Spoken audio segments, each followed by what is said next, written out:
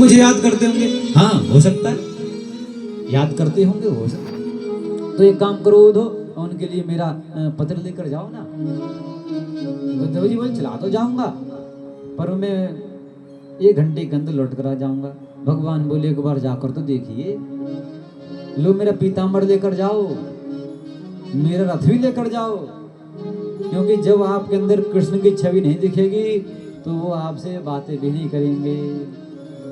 तो आज उद्धव जी महाराज चल पड़े, नंद जी के दरवाजे पर पहुंचे। नंद जी ने तो दौड़कर गले लगा लिया, उन्हें लगा कृष्ण ही आ गए। भैया आप कौन? मैं कृष्ण का सखा हूँ। कृष्ण के सखा हो तो कृष्ण ही हो, आप में कृष्ण में कोई अंतर नहीं है। पर ये बताओ कि भोजन पानी करोगे या करके आए हो? बोले नहीं नहीं भोजन पानी तो करके आए हो। आओ स्नान करो। स्नान करवाया, बिस्तर पर सुलाने लगे। तो सुलाते सुलाते पूछते नंद बाबा ये बताओ कि वहाँ पर वसुदेव ठीक है, देवकी ठीक है? फिर पूछा उग्रसेन ठीक है? फिर पूछा कन्हैया ठीक है? कन्हैया को नहीं पूछा सबसे पहले, क्यों? क्यों कन्हैया को पूछेंगे तो कन्हैया में फिर ऐसा ध्यान लग जाएगा, किसी और के बारे में नहीं पूछ पाएंगे। इस सबसे बाद में कन्हैया, अरे वो तो भैया ठीक होगा ही, वहाँ पर तो राजकुमार बना बैठा है, यहाँ पर तो उसे गाय चुरानी पड़ती थी, यहाँ पर तो उसे दुख मिलते थे, वहाँ पर तो जो आदेश करता होगा वही काम होता होगा। उद्धव जी मन ही मन सोच रहे हैं, जिस परमात्मा में मन को लगाने के लिए इतने प्रयत्न करने पड़ते हैं, ऐसे नंद बाबा है, इनका मन सहज लगा हुआ है। बाबा वो आपके पुत्र हैं, ये तो आपको पता है, पर वो पुत्र ही नहीं है, वो परमात्मा है, वो निर्विकार है, निर्विशेष है, उनका मोह किसी से नहीं होता है, वो तो निर्मोही है। अरे ऐसा कैसे संभव है? जब मैया उसे अपने से दूर करती थी तो रोता बहुत था, क्या ये मोह नहीं था? निर्विकार कहते हो आप? अरे चोरी करने का विकार उसके अंदर था, कैसे चोरी करते करते भागता था? आप कैसी बात करते हो? उद्धव जी की ज्ञान की सीढ़ियां खिसक गई। सवेरा होते स्नान करने के लिए गए उद्धव जी। गोपियां कहती हैं अरे ये तो वही रथ है जिसमें भगवान गए थे। उद्धव जी स्नान करके आए, एक भंवरा उड़ता उड़ता आया और राधा रानी के चरणों से लिपट गया। तो राधा रानी कहती हैं देखो देखो ये भी काला है, वो भी काला है, ये भी फूल के पराग को लेकर उड़ जाता है, वो भी हमारे चित्त को लेकर उड़ गया, ये भी छलिया है, वो भी छलिया है, दोनों में कोई अंतर नहीं है। और ये भंवरा उड़कर जाने लगा। तो गोपियां बोली देखो देखो जा रहा है, लगता है उस कृष्ण से हमारी शिकायत करने जा रहा है। देखो भैया शिकायत मत करना, वो तो पहले से नाराज हैं, आप शिकायत कर दोगे तो वो और नाराज हो जाएंगे। तो सभी गोपियां उस भंवरे को मनाने के लिए एक गीत गाती हैं जिसे बोलते हैं भ्रमर गीत है। तो कहने का अर्थ ये है, भंवरा कहता मैं नहीं बताऊंगा, आप प्रसन्न रहो।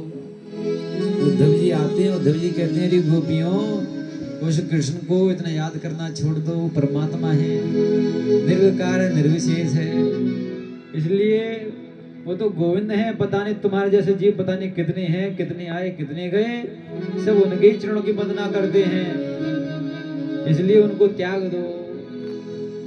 और अगर आपको उस परमात्मा को प्राप्त करना है तो एक तरीका है, क्या? इस मन को उनमें लगा दो, उस परमात्मा में लगा दो। गोपियां बोली एक ही मन था, वो तो कृष्ण में लगा हुआ है, दूसरा मन कहां से लेकर आए जो उस परमात्मा में लगा दें?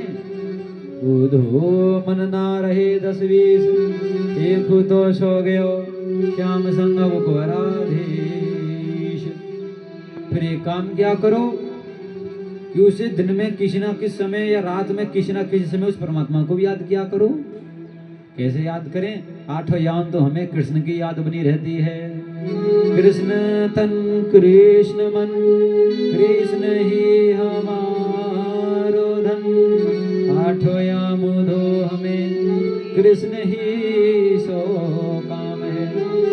ठीक है ठीक है ठीक है, फिर एक काम क्या करो, कम से कम योग किया करो, योग के माध्यम से उस परमात्मा को प्राप्त किया करो, क्योंकि योग करते हैं तो योग का भी एक मार्ग परमात्मा के मिलन पर जाकर खुलता है।